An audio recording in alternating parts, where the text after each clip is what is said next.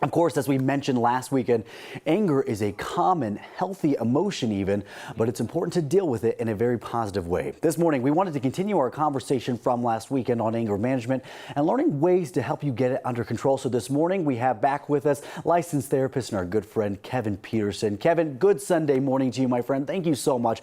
A lot of people actually wrote into us saying this is something they struggle with as well. You are helping so many people this morning. Thank you very much.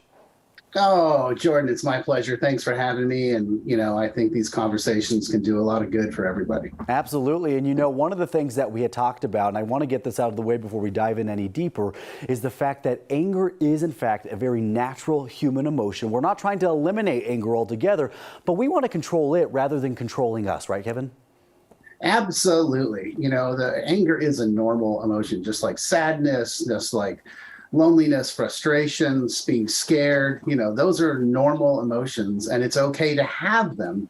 It's just that we don't want them to run the show. That the goal is to put everything in its place and allow it to have its moment and then sort of be able to, what we call self-regulate and come back. Yeah, absolutely. Last weekend you kind of talked to us a little bit about why it's so important for us to pause and try to calm ourselves before we continue. Wanted to pick up where we left off, which is, a lot of people were saying, we're trying. What are some good techniques so that maybe we can do in a matter of a few seconds before I hit send on this text that I want to send to my coworker, or before, I want to maybe yell some profanity at this driver that's right next to me. What is something I can do in a matter of seconds to help me out there?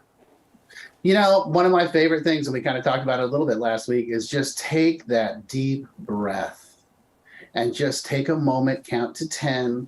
It doesn't have, you don't have, everyone thinks when I say, oh, you need to breathe or meditate, oh, you want me to sit for 15 minutes in the lotus position and burn incense and chant. I'm like, no, I just want you to stop and take 10 seconds and take a breath and hold it and just be in that moment. That's the first thing I always tell people. How does that help us, Kevin? I mean, obviously we hear deep breaths from the time we're little kind of to help calm us down a little bit, but how exactly scientifically does that help? It slows our heart rate down. It definitely gives our brain a chance to calm down. It creates a little serotonin, a little dopamine, and it allows us to bring down our metabolism and bring down the heart rate, which allows us a chance to think. And all those mechanisms defeat stress and anxiety. And that's kind of how that's the initial thing that what happens. Kevin, I'm curious because I think one of the questions we actually did get from some people last weekend was, how do you know when your anger is getting a little bit out of hand? How do you know when it goes from kind of being that healthy emotion to getting a little scary for you?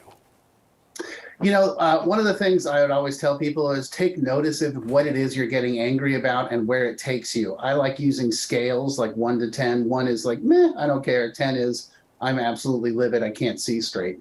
And, if you find yourself in the 5+ region, I think that's something you want to take a look at and consider asking for help, because that's the most important thing, is asking for help. And, go find a professional, go find somebody that can walk you through this. And to me, that's always the number one thing. I'm so glad you touched on that. Really quickly, I want to ask, where can you go for help? If that is something that somebody at home is saying, you know what, I don't think I can handle this on my own. One, that is okay. We want to let everybody know that's perfectly fine if you can't handle this on your own.